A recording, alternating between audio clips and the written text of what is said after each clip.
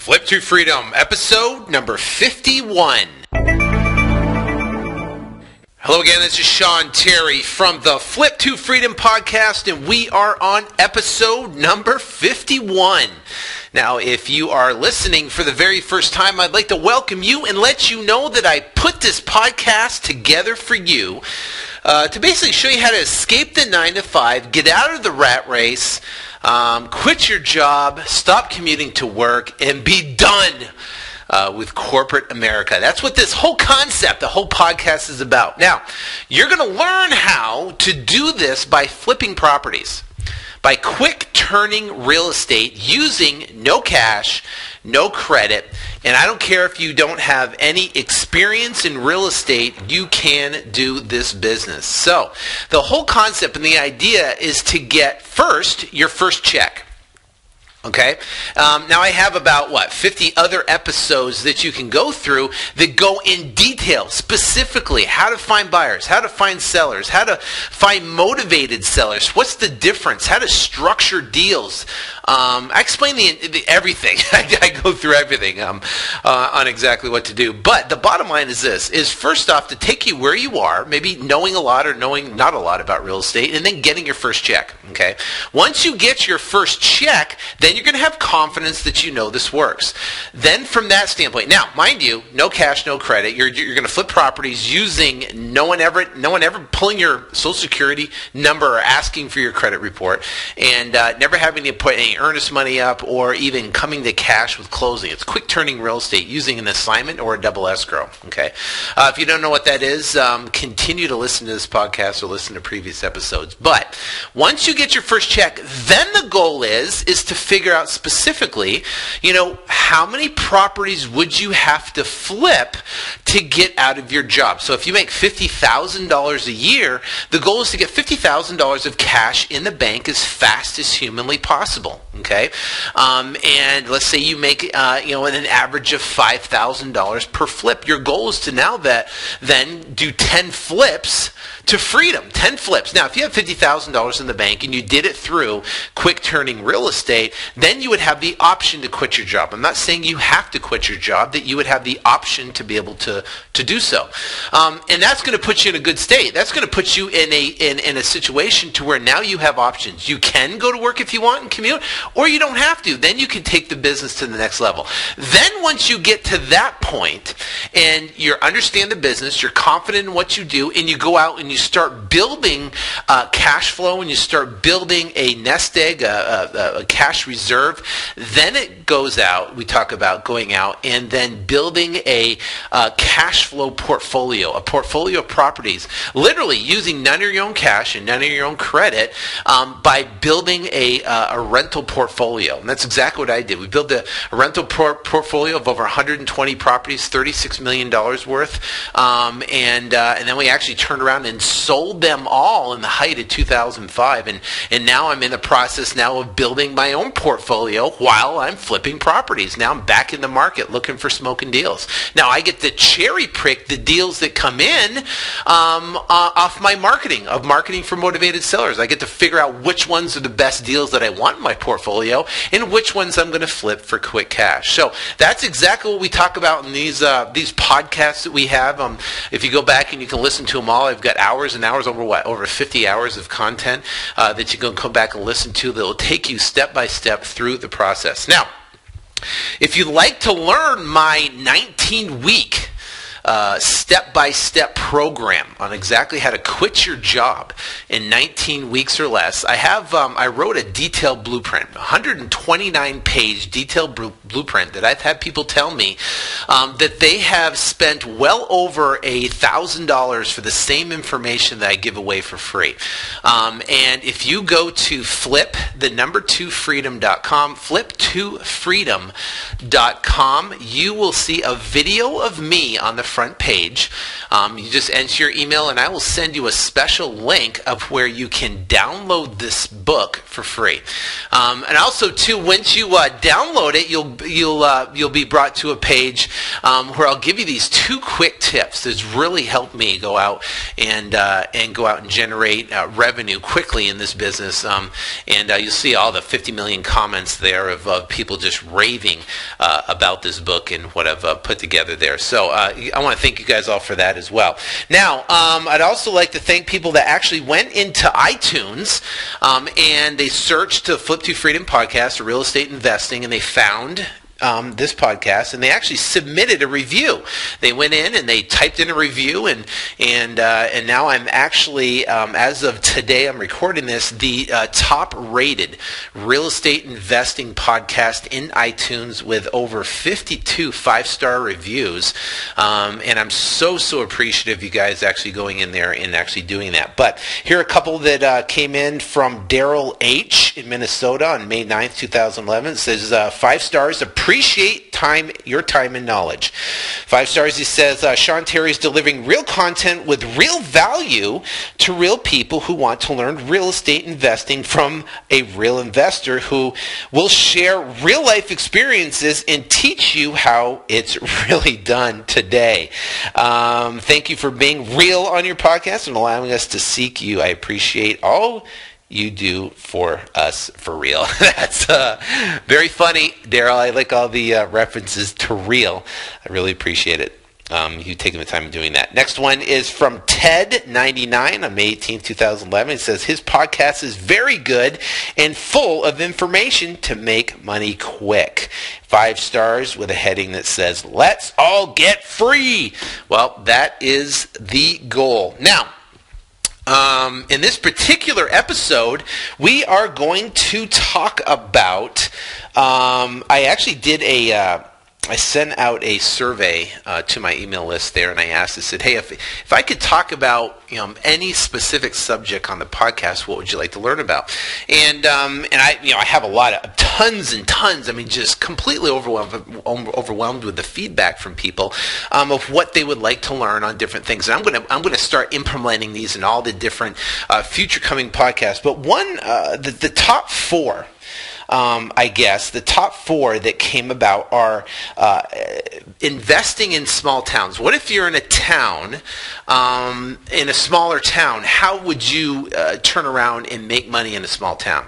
So I'm going to answer that question. Also, we're going to talk about virtual wholesaling, which kind of ties hand in hand. I'm going to talk about that particular question in this episode. The other thing is actually marketing, which I'm going to kind of tie that into into flipping houses in a small town and virtual wholesaling. So I'm going to talk about marketing, kind of incorporate that. The next one, the big one, is flipping REOs. How do you flip REOs?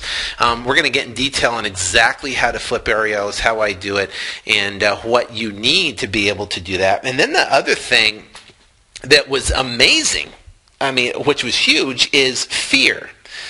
The fear of success, the fear of failure, the fear of not knowing what to do, the fear of all this stuff, of a new venture and how to overcome fear, and we're going to get into that.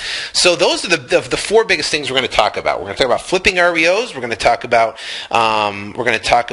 virtual investing and marketing, kind of combined together, and then we're going to talk about fear. We're going to talk about all those in this particular episode. So enough of the jibber jabber. Let's get into it and talk about the meat. All right, first one, flipping houses in a small town or virtual wholesaling. Okay, so think about this. Let's say you're in a small town, like I'm in Phoenix here, and Phoenix is a pretty big market. We have a lot of stuff going on. There's a lot of cash transactions in this area. A lot of people come in from all over the country to invest in this particular market. So it's a big market. Okay, there's millions and millions of people that live here. People are moving here constantly. So it's a good market. Now, what if you're in a town? I just got off the phone with a gentleman, Terry, in a town I think he's in Columbia, South Carolina. Now, his town is about 280,000. So what do you do there? You know, what happens if you're in a small town like that? Can you make this work? And the answer is absolutely yes.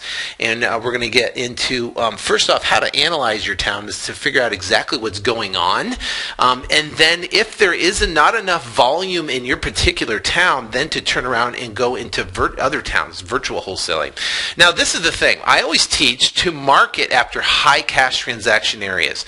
You know, areas to where there's large equity, I guess you could say. So we're marketing for the biggest spreads on the best deals, I guess you could say. So, you know, if you have a particular seller who inherited a property and and the house is worth $100,000 and they owe $20,000, that would be a high equity deal. Those are the deals that I like to market for. I like to market for absentee investors that have a certain amount of equity, or their first mortgage wasn't originated until, let's say, 1999 and below. So there's a potential of a good equity spread there. So those are the deals I like to market to. And what happens is when you're marketing, you're going to have motivated sellers that are going to call you, of course. And out of the motivated sellers, then you want to figure out how you can structure the deal. So even if you're in a smaller market, you don't have to have huge equity in a property. I interviewed in episode, I think it was 48, Brian out of Tulsa, Oklahoma. He flipped his first deal. He made $10,000, and the property had no equity. I think they owed $62,000. The house was worth $62,000. He structured it to leave the existing loan in place for the term of 5 years, and then turn around and sold that property to an end user buyer that put a down payment down, put like $10,000 or $12,000 down on the deal. And you can listen to episode 48. It goes in detail in exactly how he found the property, but also how he flipped it. So, but he's in a small town. So the thing is, what's great about my particular program, I guess, that you can look into in the podcast I talk about, is that you don't always have to focus on the cash transactions. There are so many different avenues when leads come in, and I talk about different structure and how to structure deals. So, what if a house is worth 100 and the seller owes 95? What do you do? Well, guess what? If you have a motivated seller, I could make money off that deal. And there, in all markets across the country, there are situations just like that where you could make money off those particular transactions. Okay, so the first thing you want to do, right, is analyze your market. Like I said, you target your marketing toward the properties that have the most amount of equity. Because what's going to happen is that for every 1 in, say, 20 deals, you're going to hit a home run. You're going to hit a 40, 50, 60, 100,000 or more deal on a particular deal. And that's why I like to market for those high equity deals. And then if a deal comes in or a lead comes in from a motivated seller and the house is worth 100 and they owe 95, guess what? I can do something with it and I can still make money off it. Okay, off that particular transaction. All right, so now, first thing you want to do is market research, right? If I was going to fly to your town right now, what would I do? First thing I would do is I would do market research, okay? I would find a realtor in the area. And how would I find a realtor? Well, the first place I would go is I'd find an investor-friendly realtor. I'd go to the real estate investment clubs, or I'd call the real estate investment clubs and I'd ask them for a good realtor. Or I'd start networking. I'd start looking at the virtual meetups at meetup.com and find out if there's any investor networks where I could get my, I want to basically talk to a good realtor that is dealing with investors or knows how to deal with investors. Now, I'm going to talk to the realtor to basically work with them, and they're going to be my, where I'm going to get access to the MLS, right, if I don't have it, and I am going to ask them to pull all the high cash transaction areas. Now, what I'm going to do is have them pull all the cash transactions within my county over the last 90 to 120 days. Okay, all cash. Now, I've had people tell me, my realtor can't do it. Well, find another realtor, because most MLSs, 99.9% of the MLS inside there, under specific search options, you can find the cash transactions. And it's funny because I've had people call me and said, nope, you can't do it. I said, go back and have them look at it again. Nope, can't do it. Go back and look at it again. Boom, guess what? After talking to the second or third realtor, holy cow, there are all the cash transactions exactly the way. And what you're doing is you're looking for, first off, the volume of the cash transactions that are happening and the areas the cash transactions are happening. What zip codes? Where are they happening? What price range? See, you don't want to market to houses 100 to 300,000 if all the cash transactions are happening between 25 and 75,000. Okay, so that's what you want to market to, and that's what you're you're analyzing to figure out what your market wants. That's the first thing I do. Is I'd find a realtor and I'd find all the cash transactions in the area. The second thing I do is I would start posting ads on Craigslist, Backpage, and Kijiji for finding cash transactions. Okay, I would start posting ads. I'd start trying to talk to people looking for wholesale properties, not cash transactions. I'm sorry. I'd post ads on there of people looking for wholesale properties, and it says wholesale properties for sale at a deep discount, 20 to 40% below market. And I put a little ad in there with a picture or something like that with my phone number that they could call me. And I'd start talking to buyers, and I want to start trying to find out what they are looking for. Another way to find buyers is I go to the county auctions, the courthouse, and I'd find out when they're doing their bidding, and I would go down and I would network with all the buyers down there. I just start talking to them and start finding out what they're looking for. Let them know that I market for motivated sellers, and if I have a property, I'd be happy to tee it up to them. I try to find out what their criteria is. Those are type of research things I would do to try to figure out where the buyers are buying, what they're buying it for, and what the appetite is for some of these buyers, and start establishing relationships there. Okay. Now, next thing you want to do is after you analyze the data and you're trying to figure out this information, what you're going to do next is you're going to establish your team. Okay. We talked about finding a good realtor. Talk about that. Next thing you want to do is find a good closing agent, a title company, a good escrow company, whatever. You want to find a good closing agent, someone that can close your transaction, because what we're going to talk about next is actually marketing for the seller. Okay. Once you're marketing for the seller, you're going to get calls coming in, and then you're going to find a motivated seller. You're going to get a contract, and you're going to need to be able to bring that contract to somebody to open up escrow, or maybe a closing attorney, so they can pull a title report on the property to figure out if there's any other encumbrances or anything that would hold it up from you actually marketing and selling that property. So you have to have a good title person, someone that is on the ball. Now, my criteria for a title person is they have to have a minimum of 10 years experience. Finding a good title person is like interviewing for, say, a secretary. You're going to have to go through 5 to 10 different escrow agents before you find that one, someone that clicks with you, with your personality, that's on it. Once you find a good title person, that is going to make your whole life easier and better. So I would go out, if I was in your city, I would go out, first off, establish a market, figure out what's going on, find a good realtor. Next thing I do is find a good title lady. Now, how do I do that? I would go to the real estate investment clubs again, and I would start networking with people and finding out who is the best closing agent that they would recommend. And guess what? They'll tell you. People like to give good recommendations to people. The other place I get it is find other wholesalers in my market and ask them if they have a good closing agent that they could recommend and refer. Those are a couple different ways to find someone that can do the transactions. Now, what type of transactions are we talking about? We're talking about doing a simple assignment, is where you actually sell your contract for a price. We're talking about doing a double escrow, a simultaneous close. That's a back-to-back transaction where the buyer brings in the funds and it funds you and funds the seller. You have a $100,000 property, you get it under contract with a seller for $50,000, then you get a contract with a buyer for $60,000, and you have the buyer with the $60,000 wire in the funds, of which $10,000 goes to you, $50,000 goes to the seller. The seller's happy because they sold the property. You're happy, you make $10,000, and the buyer's happy they get a discount property. Okay, that's called a back-to-back closing. Okay, simultaneous close. Okay, so next thing, they have to be able to do that. Right. The next thing is they have to be able to know or how to do a subject to transaction. Okay, that's where you leave the existing loan in place and title transfers. The next thing is how to do an agreement for sale, or what they call a land contract, or what they call a contract for deed. Just depending on your state, they're going to call it whatever.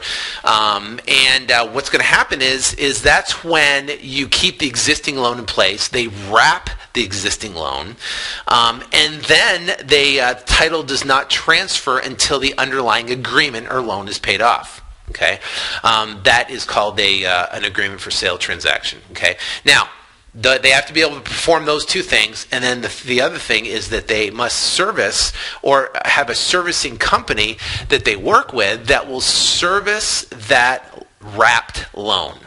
Okay, they will service it, meaning that they will collect payments from the buyer, and then they will make payments to the seller's bank. Okay, and they'll get an audited statement every single month. That's what you're looking. That's the criteria you're looking for. Now you're going to talk to you understand one thing. Persistence beats resistance. Okay, don't talk to two title people and go, well, if I talk to two people and it doesn't work, I can't find anybody that doesn't do this. No. You know what? You keep talking. I had to talk to like 10 different title people before I found one that knew what was going on. But guess what? Just because I talked to 2 or 3 title people and they go, oh, you can't do that. I've never heard of that before. Keep going. I can tell you right now, there are people doing transactions like this all across the entire country right now. And guess what? It works in your state, so don't think it doesn't. So you just have to find the right person with at least 10 years experience that can do these type of transactions. Now, if you go to a title person, closing agent, attorney, whatever, and you walk up and say, hey, can you do a double escrow or a simultaneous close? And they give you this kind of look and they go, well, what is that? Well, guess what? That is not your guy. That is not your guy. So next, find somebody else. Talk to their manager. Talk to someone with more experience. Okay? You got to get a little tenacity, a little push, a little fire to say, listen, it's almost like, I talk about digging for gold. It's like digging for gold. It's like digging. It's like you're trying to find something. Now, have you ever lost your keys? Have you ever lost your keys, right? Have you lost your keys? What do? You lose your keys in your house, right? You don't go, well, I've looked under the couch and I looked under the chair and I looked, over by where I normally put it and I just can't find my keys. No. You keep looking. You keep looking and then you get mad because I know it's here. I know my keys are here and I know I left them. Where the heck are they? I'm going to find them. I don't care. I'm going to find my keys because I can't leave the house without my keys. I got to find my keys, right? And then you get everybody looking. You got your friends, your relatives, everyone's coming. Let's tear this place apart. I don't care what it takes. We're going to find these keys. It's that tenacious attitude that you have to have when you're finding a good realtor, when you're finding a good escrow or closing agent, and when you're finding motivated sellers. It's that, and that's like, finding keys is kind of a stupid example, I know, and you're probably laughing at me, but you know what I'm saying. You get that inside, right? All right, so now, establish your team. Second, the third thing is you want to establish a marketing plan. Okay, now here's tying in the marketing and kind of tying in what we're talking about of wholesaling in your market. Okay, and we're going to get in about virtual wholesaling here in a second of how that ties in as well. But first off, there's enough business in your market because there are people that are looking for houses, and there's people that can get loans and they can do seller financing. But you just got to get the motivated sellers to call you to be able to do it. So let me give you a little bit of clarity. Okay, we're marketing for 2 different things. We're marketing for buyers, and we're marketing for sellers. The absolute best way to market for buyers on an automated way is to have ads post on Craigslist, Backpage, and eBay Classified. Right, we just talked about that. And number 2 are setting up what's called pay-per-click campaigns on search engines like Google, Yahoo, and MSN. Okay, people type specific keywords in, like wholesale properties for sale, and you can put a one-page website up, which is called the squeeze page, where people will search for that term. You can pay for your ad. Your ad will show up when that search term is typed in. And if they click on the ad, they can go to your site, they can fill out their email address, and they'll be automatically added to your buyer's list. I have built a buyer's list massive size just doing that right there, and by marketing. Now you can market for your specific area. So for an example, if you're in Tulsa, Oklahoma, or if you're in, say Columbia, South Carolina, guess what? Your ad won't show up in Phoenix because you don't care about buyers in Phoenix. You just want buyers in your particular area. I don't want to get too in detail on exactly how Google works, and of how their structure works and stuff, because I could do an entire episode, and I did an entire episode on that already. Just search through the archives. But the bottom line is this, is that you can get buyers and sellers on autopilot using that. Okay. Now you can do the same thing. What if someone types in "sell house fast"? Buy my house, or we buy houses, or we buy ugly houses. Those are all search terms that people can put into Google, and results will show up. And if you pop up with those results, they can click on your particular ad. They'll go to your one-page website. They'll fill out a form, and you'll get emailed a lead. Those are leads coming in, buyer and seller leads on autopilot. Okay. So now, that is one, is using search engines, right? Google, Yahoo, and MSN to generate leads on autopilot. That's what I do. If I flew to your city right now, I would do the research, I'd establish my team, and the first things I'd do is I'd set up a Google AdWords campaign, I'd set up a Yahoo and MSN campaign, and I'd be running them in your market right there. That's what I do. And I would start getting leads. I get those coming in immediately, and I would start getting leads in that way, and seeing what the search volume is, and the clicks and stuff like that are coming in. That's the first thing I do. Second thing I do is I would get an inheritance list. Inheritance list is where people actually have inherited a property, and now they want to sell it, and they want to sell it quick. Okay, they want to be done with this property. There's typically not an emotional tie to the property, and also people let the properties go for pennies on the dollar. I've made tons of money off the inheritance list. Okay, so the inheritance list you can get at usleadslist.com, and just ask for Lance and tell him that Sean Terry sent you, and he'll take care of you. But first thing I do is, if I flew to your market, I'd call up Lance and I'd say, hey, what's the count for that particular county? And I'd buy the entire list, and I would send them a yellow letter. A yellow letter is basically a form of marketing that gets a 10 to 15% response rate. It builds curiosity. It's a little yellow piece of paper. It's handwritten. It's a handwritten envelope. It's not licked. It's tucked with a live stamp. Okay, and it works like crazy. After that yellow letter goes through and I get my 10 to 15 response, let's say there's 1,000, I'm going to get 100 to 150, say, calls off that. I would exclude them from the list. Now I'd have about 900, 850 left over. Then I'd follow up that list with a postcard, and I mail that list a postcard, and I get another probably 3 to 5% response off that. Okay, so that's what I do. Now, the list I would mail would be an inheritance list, absentee owners. I pull from listsource.com. I go to absentee owners in there inside the search criteria. And then what I would do was I would search for properties that have deed dates or original mortgage dates, origination date of 1999 and below, and I would pick a mortgage amount that was less than the majority of the cash transactions. So I take the data from the cash transactions, and let's say the majority of the cash transactions are, say, $75,000 and under. So in my search criteria inside listsource.com, I would basically pull that from $75,000 and under, and I would pull that list. Now you could get real specific down to zip codes as well, but typically I would maybe pull one specific county. And then I drill down into the zip codes, the one where all the cash transactions are happening. Okay, so then I would do probate list. I get a probate list as well. You can just search online for probate list, and you can get those. Or one of the best ways to do it is go down to the county courthouse, wherever you're at, and pull a probate list down there. Make sure they have real estate that's involved. Okay, so that's what. Now, So I'd have my Google AdWords campaign set up for buyers. I'd have my Google AdWords campaign set up for sellers.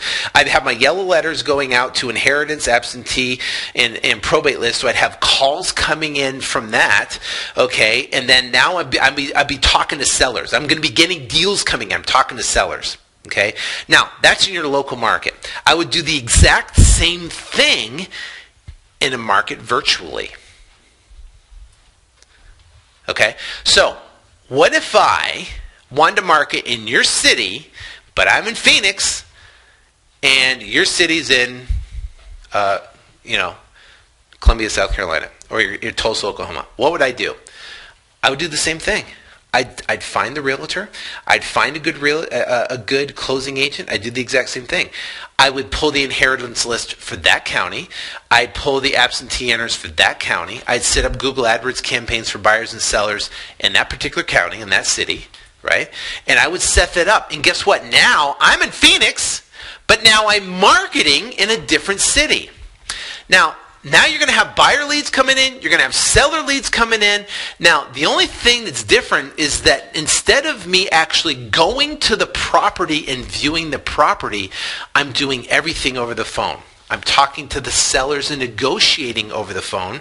I'm talking to the buyers and finding what they want over the phone. Okay, so typically what I would do if in my local market, if I have a motivated seller, I would go on an appointment. I'd meet them at the house. I'd walk through the house. I'd negotiate with them. I'd take a bunch of pictures.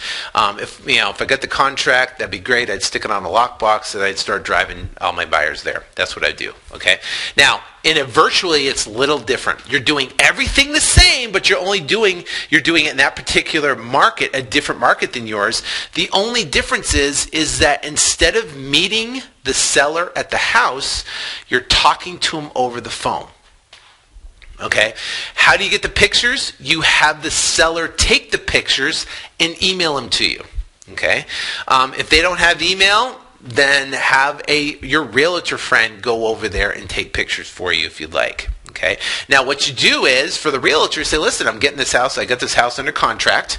They're going to be sending me pictures of the property. Now if they can't, but they couldn't send you pictures, so you tell the realtor, say, listen, they don't have a camera. Can you do me a favor? Go over there, take a bunch of pictures of the property. If you can email them to me, that would be great. And I'll give you first shot at trying to sell it. All you got to do is just tack on your fee to that point, whatever my sell price is, and you can be the first one to try to sell it to any of your buyers. Now remember, you're dealing with an investor-friendly realtor that knows other cash buyers or other buyers for your marketplace. And guess what? They can help you turn around and sell that property. Okay, that's what you're going to basically. That's your give and take with that realtor for them taking pictures and working with you and stuff. Okay, so now that's the only difference. That's it, because you're going to get the contract.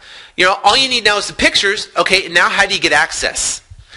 If they live there, then literally you send the buyer over there and say, you tell your buyers, so listen, you tell them you're my partner and you want to go look at the property, but don't do this because I have the property, I'm in contract, I'm in escrow, right? Go over there, and if you establish a relationship by just talking to the buyer, then what can happen is that you might be afraid that they're going to circumvent you, right? That could happen, but if you have a good buyer and they know better, they're just going to go over there, they're looking at property, they're going to make the offer. If they're a straight up person, if they're a scumbag, they're going to try to circumvent you and talk to the buyer and try to figure out the price and try to negotiate you down and stuff like that. Well, guess what? That would be the first and the last email or deal they'd ever get from you. Okay, that is a short-term thinker. You don't want them part of your list anyways, and be done. I wouldn't even sell them the property. I'd find someone else to come in and buy it. Okay, and I'd make that pretty darn clear with the buyer that comes in. So how do you gain access if the actual seller is in the house? You would just send your buyer, set an appointment, they get over, they look at the house, they either buy it or not buy it. If the house is vacant, you have the seller leave a key, either under a rock or by a pot by the front door, or you have your realtor friend go over there and put the property on a lockbox. Okay, and then you start driving traffic over there. So that is the two ways that you could do that. Like I said, the only difference is that one, you're actually meeting and you're actually doing the work, or two, you're actually doing it virtually, where you have someone doing it for you, or you have the seller doing it for you. Because think about it, they want to sell the house. They're going to do whatever it takes to get it done. All right, so now everything is done over fax and email. And I think I talked about seller does pictures and leave a key on site. Okay, now opening escrow. What's going to happen now is that you're going to have a contract, right? You just got the contract from the seller. Now you're going to open up escrow with your title person that you've already found. And they're going to open up escrow. They're going to pull title on the property. Okay, and then now you're going to send it out to your buyers. You're going to send an email blast. You're going to put it on Craigslist using postlets.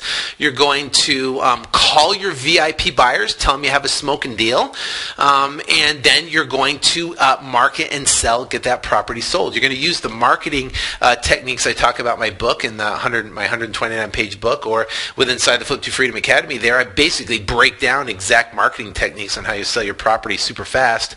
But the bottom line is that now you're going to market it to sell it, and you're going to use the internet, you're going to use your realtor, and you're going to use your email list that you're building from your buyers that have opted in from your squeeze page. Okay, so that's how you do it. That's how you market, number one, and that's how you flip properties virtually, or even flip properties in your own market.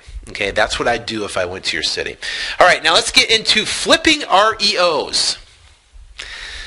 Now, first off, I want to tell you this. Flipping REOs is it's a lot more difficult than dealing with motivated sellers. With motivated sellers, you know, the trick is just getting the phone to ring with the sellers, determining if they're motivated or not, and then being able to structure a deal with them. Okay, when you're flipping REOs, you're dealing with a bank on the other side. They have big attorneys, and they know what they're doing. They've done it 100 times before. And if you kind of come in there, kind of green, then you're going to get pounded if you don't know what you're doing. Okay, there's risk involved when it comes to flipping REOs, and we'll get into it. First thing, what you need, you have to have a great realtor, because that realtor is going to be submitting a lot of offers for you. Okay, they're going to be setting up search things inside of MLS for you. So if you don't have a great realtor, you have to find one. Have to have a great realtor that's willing to do a lot of work, a lot of submitting of a lot of offers, because it's a numbers game. The next thing you need is a proof of funds. Proof of funds, you're going to close on it. Your bank is going to ask for it. Now, there's some places you can get like transactional funding. They'll give you proof of funds. I don't really use a proof of funds because I just have the funds. You know what I mean? So I just send a bank to a bank ledger or something like that. So you have to prove that you can pay for the property either via a letter from a hard lender would work in a bank statement, or a bank statements work as proof of funds, or a letter from a funding source. But this day and age, make sure it's real, of course, because what the banks are going to do, or even the realtors are going to do, are going to call and verify it. They're going to verify that those funds are real, so they're not wasting their time when they accept the offer. Next thing you're going to need is an earnest money deposit. Okay, now that's a real cash, real earnest money deposit.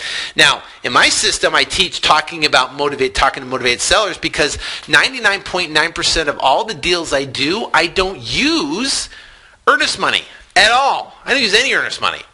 But when you're dealing with banks, you're going to have to put up earnest money, and you're going to have to put a check in, and check will go to title, and the check will get cashed. Okay. Sometimes the earnest money will be $1,500 depending on the price, or it could be up to $5,000 to $10,000 depending on the price as well as price of the house. Okay. So you're going to have those things. Now, if you don't have those things, start out with motivated sellers first. Start out marketing for motivated sellers. Get comfortable with that. Start making some money. Start doing some deals, and then turn around and start adding REOs to your lead gen source. Okay. So now, have a realtor. Okay. So what you're going to do is you're going to have your realtor create an auto alert inside the MLS. Okay. You're going to have and basically your high cash transaction areas. So remember, in the beginning I told you what I do is I go to your market, I'd figure out all the cash transactions, I'd figure out where they're happening.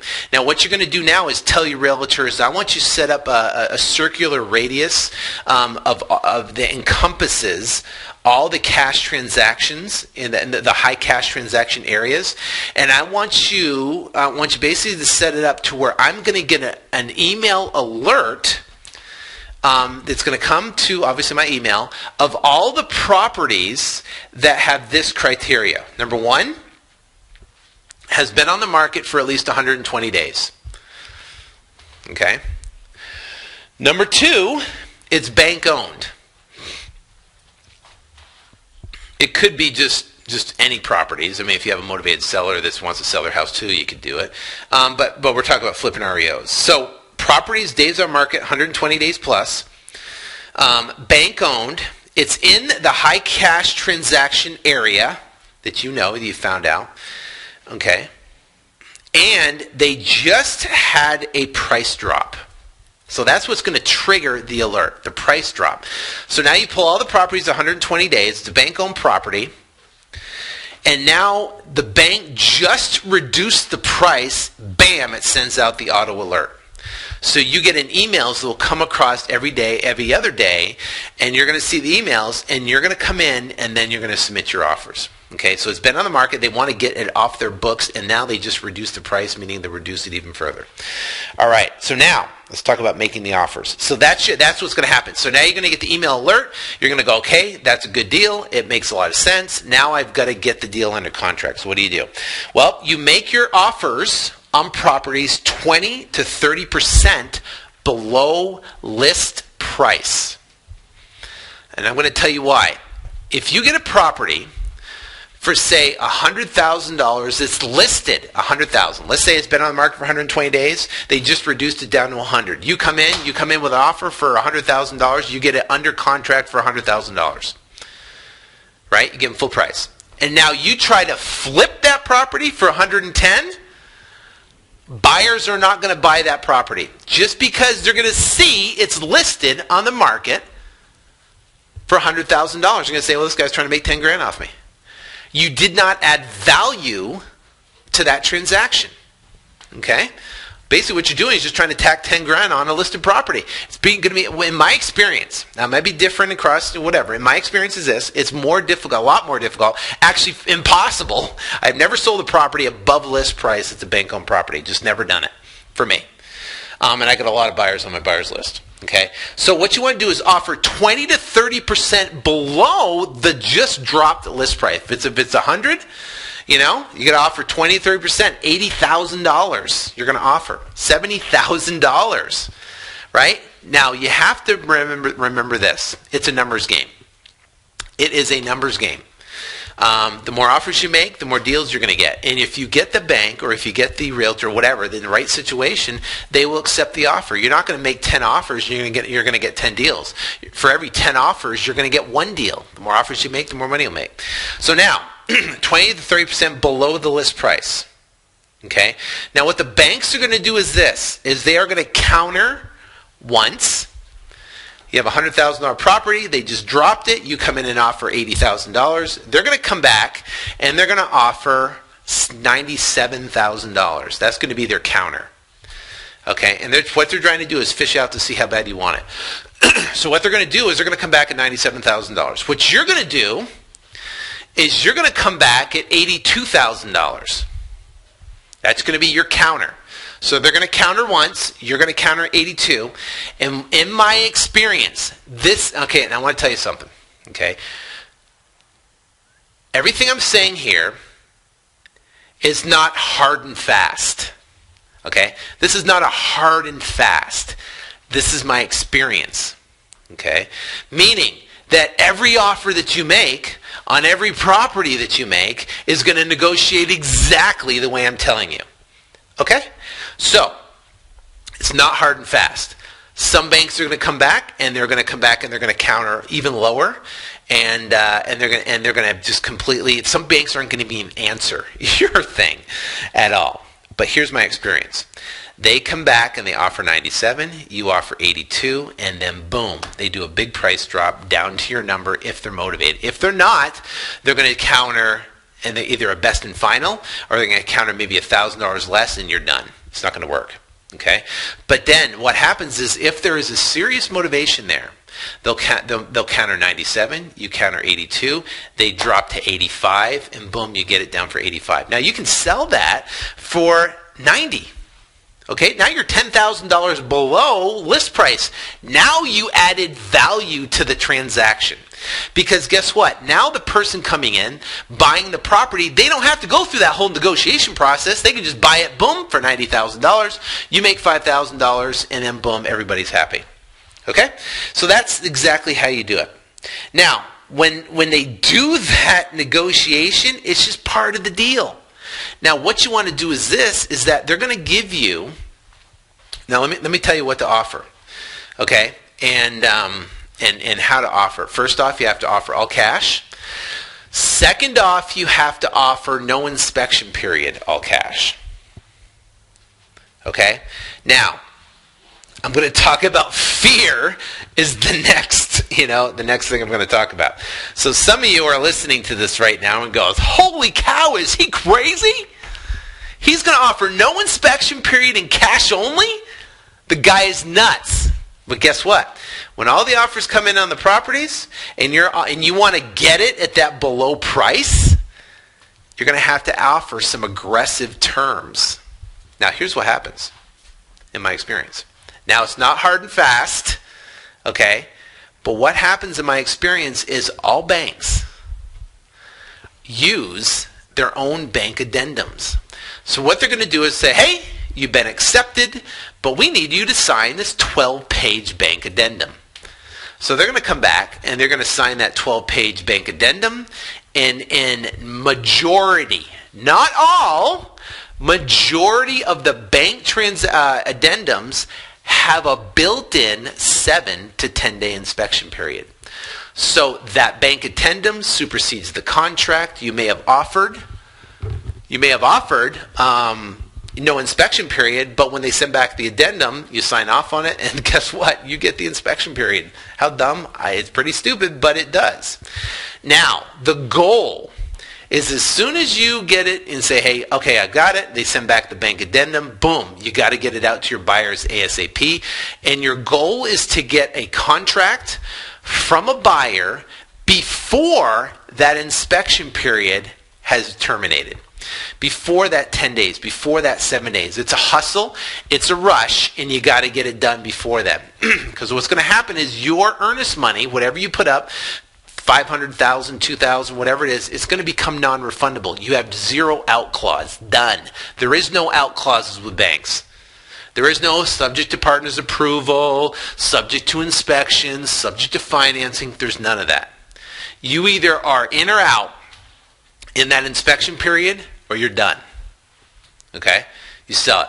Now, what you got to do is you got to get the buyer to put up enough earnest money to cover your earnest money that you gave the bank.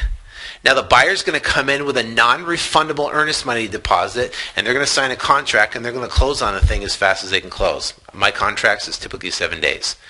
So what you're going to do is have that earnest money cover. So guess what? Now you don't have risk in the deal. Okay. Now, if the buyer backs out, okay, then you're going to have to do some dancing and try to get extension or more time, but you're going to be put in a tough situation. You can double escrow closings, but you're going to need a very, very experienced escrow officer to be able to do it. Otherwise, you're going to have to transactional fund it, meaning that it's going to have to fund it and close, and then next, a day later, then the buyer's going to have to come in and fund it. Sometimes they won't do back-to-back closes. Depends on your escrow officer and how you do it. Okay, so that's another caveat that you might run into. That's why it's so much easier with motivated sellers, and there's so much bigger spreads with motivated sellers. Bank-owned properties are just a pain in the butt, and I really just don't like doing them.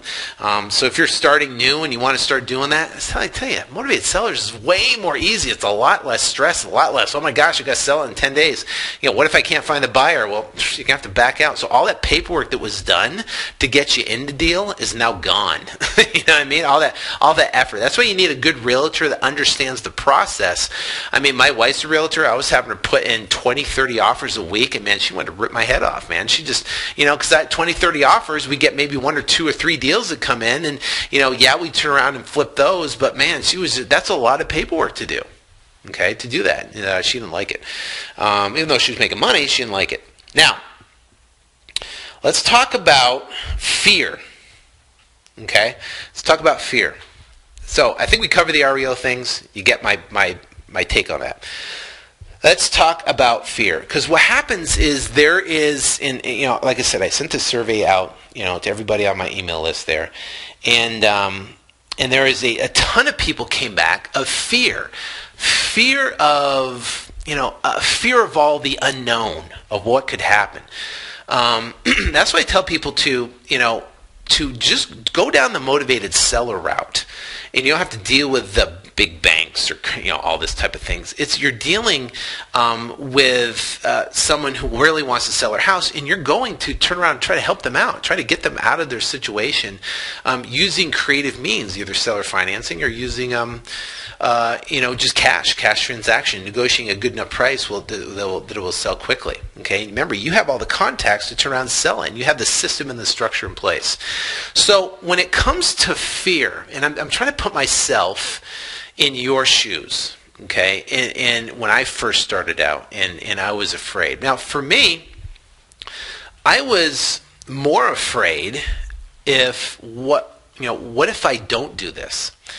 And this is the thing. If you have a defined goal of what you want to accomplish, okay, maybe it be quit your job, maybe it be be able to spend time with your family, maybe be able to go on a vacation whenever you want instead of just taking 2 weeks off a year. Maybe you're just sick of commuting. Maybe you're sick of an unappreciative boss. Maybe you're just sick of a mundane job and there is no room for advancement. Maybe you're just sick of all that stuff and you just want to be out of it. Okay, I had more. So what you have to put a defined goal and say, listen, this is what I want to accomplish. Right? And you're going to have a desire for gain, I guess you could say. This desire of picking a path of real estate and progressively working toward this particular goal that you want to accomplish. This goal, right, of what you want has to be a burning desire. Napoleon Hill talks about in his book, Think and Grow Rich, you got to have a burning desire. A burning desire to overcome fear, a burning desire to overcome obstacles, because it's not going to be easy. You're not just going to get in and go, hey, I'm going to flip houses, I'm going to set up a Google AdWords campaign, I'm going to market for sellers, I'm going to get tons of buyers, and I'm going to make millions. It doesn't work that way. Don't think that. There's no push button magic deal that's going to make your life better. It's going to take work, and for anybody that tells you it's not going to take work, then don't believe them, because it's not true. It's going to take effort on your part, and it's going to take effort because anything you put effort into is that more rewarding in the end. So you're going to put forth the effort, and you're going to go out and you want to accomplish this freedom, this goal, and you have to have this innate burning desire to accomplish it. So how do you create that burning desire? This is how you create it.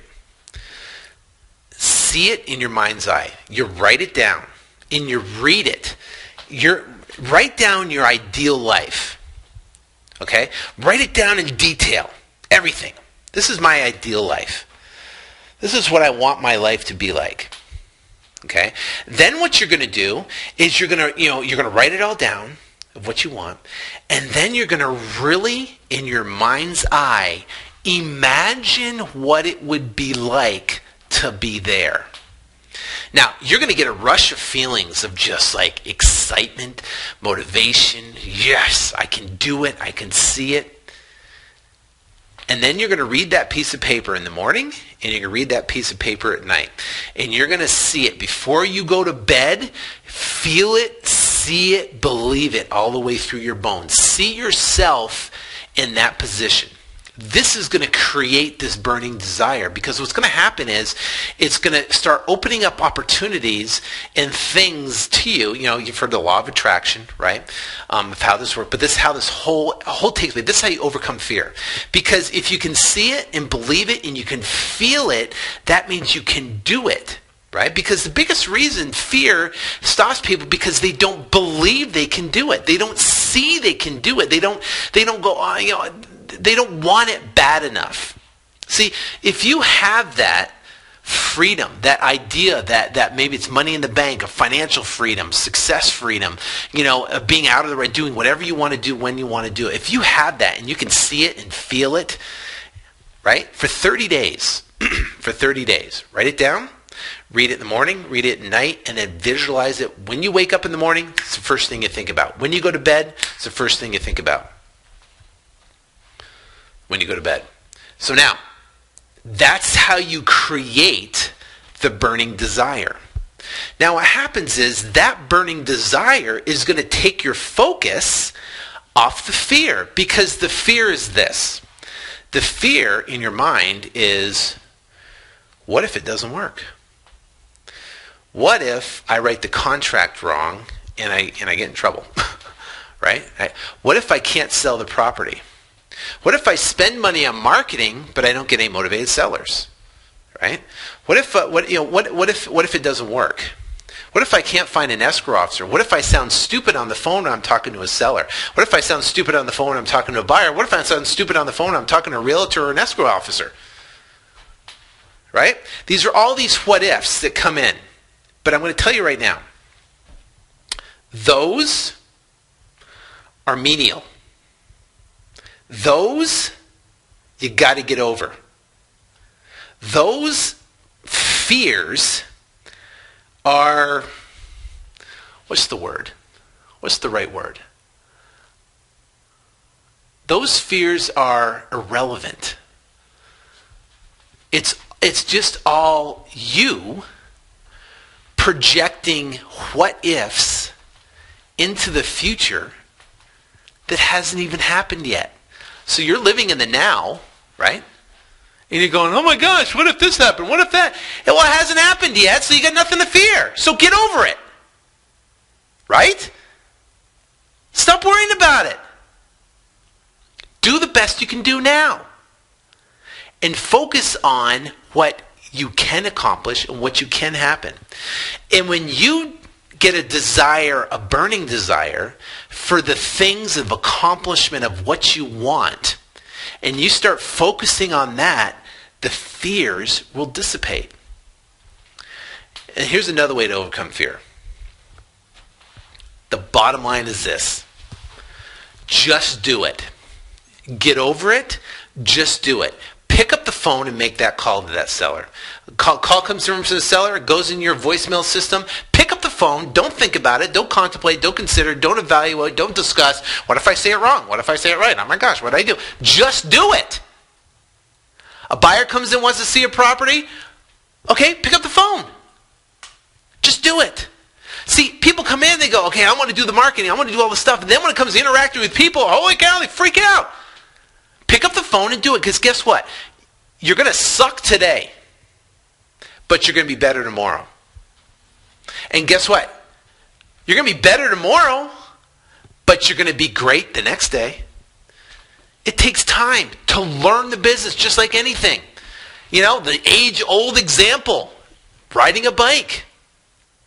When you get on a bike, guess what? You're going to fall off. But what do? You just, if I just can't ride a bike, I'm a loser.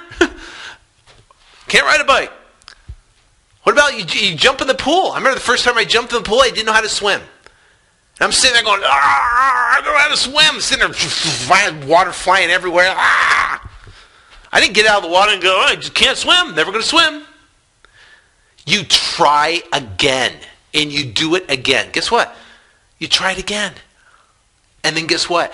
You gain your ground. And then you get on the bike. And then guess what? You find your balance. And when you find your balance, you go, hey, I'm kind of good at this. Then you get a little cocky. Then I'm going to take my hands off the thing. Hey, look at him. I'm driving with no hands.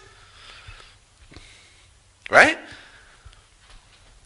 That's what's going to happen.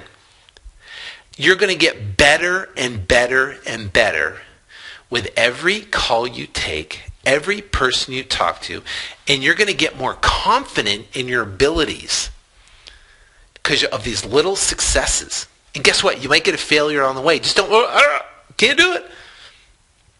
because you're going to have a burning desire that you're going to establish in yourself that it's so strong and you're going to want it so bad that no menial, no minuscule, no irrelevant fear is even going to matter because you want that bad.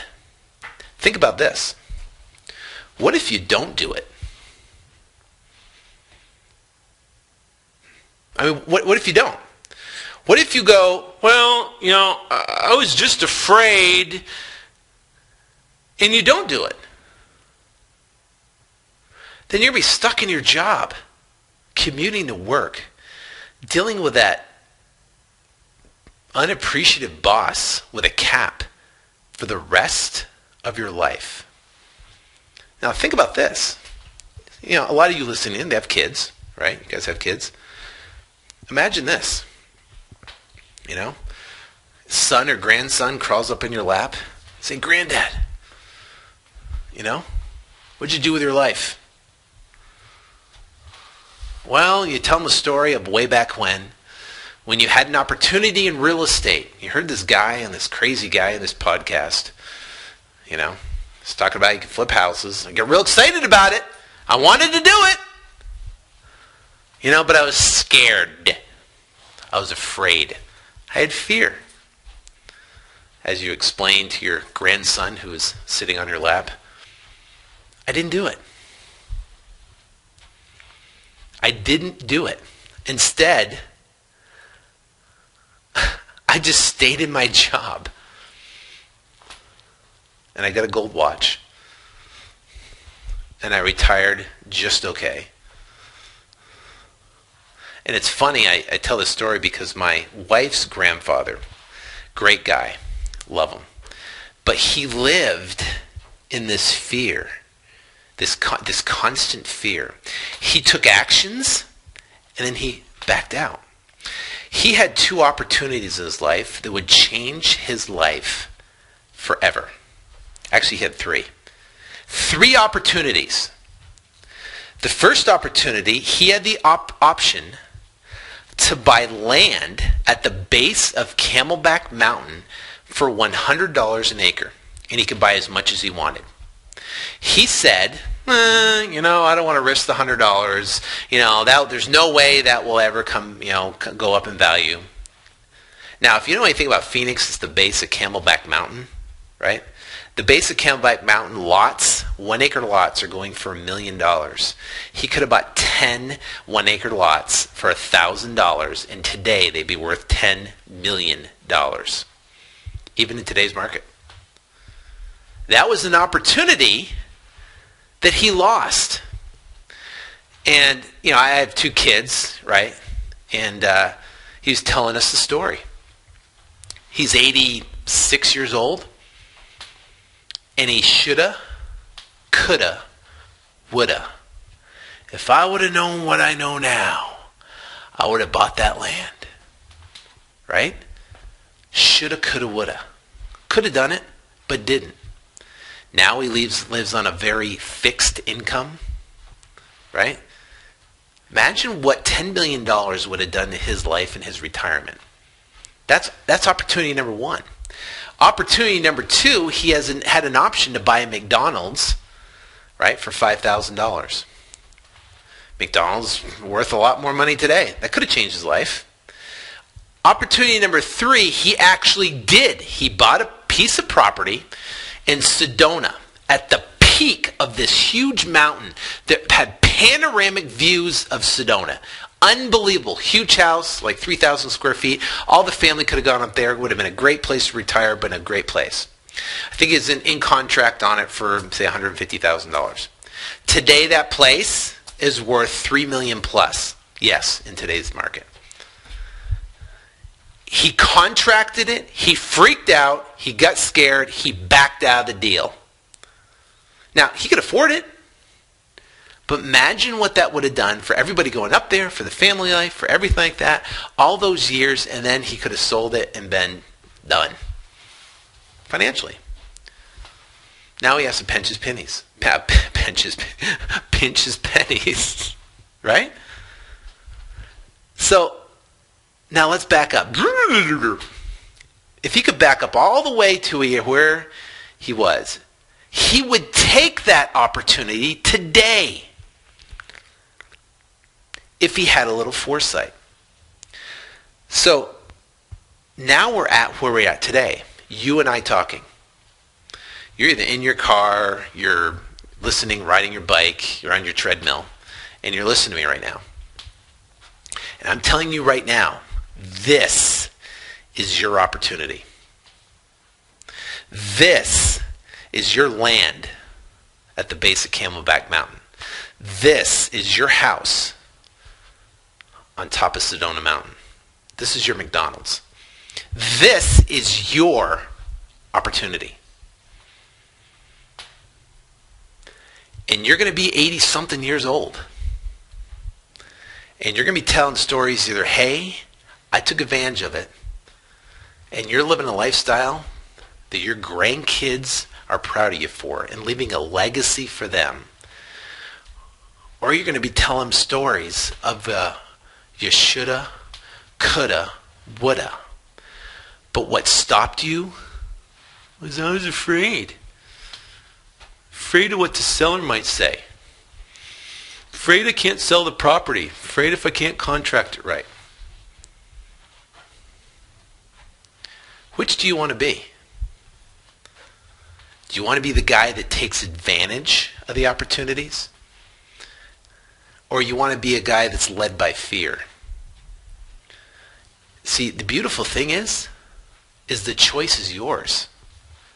You can make a choice right now, right today, to take a stand for your freedom, for your desire, for your accomplishment, for all those things that you want. See, all I know is this, is that, my grandkids sit on my lap, I'm going to say, you know what? I seized the day, baby. I saw it, I went after it, and I laid everything out on the line. Laid it all out there. And I overcame fear. And you know what? Maybe I'm not a Donald Trump, but I'm the best Sean I could be. And you can be the best you could be with no fear, accomplishing the goal that you want to accomplish. Your time is now. The market is ripe. People are getting rich right under your nose in real estate. Don't let fear stop you from becoming the best you could ever be.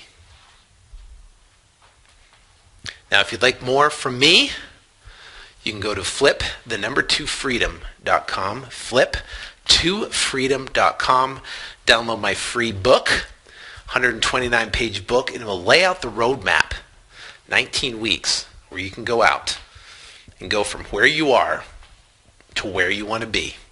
And all you have to do is recognize the opportunity, eliminate the fear, and just take action. Until next week, take care, and God bless.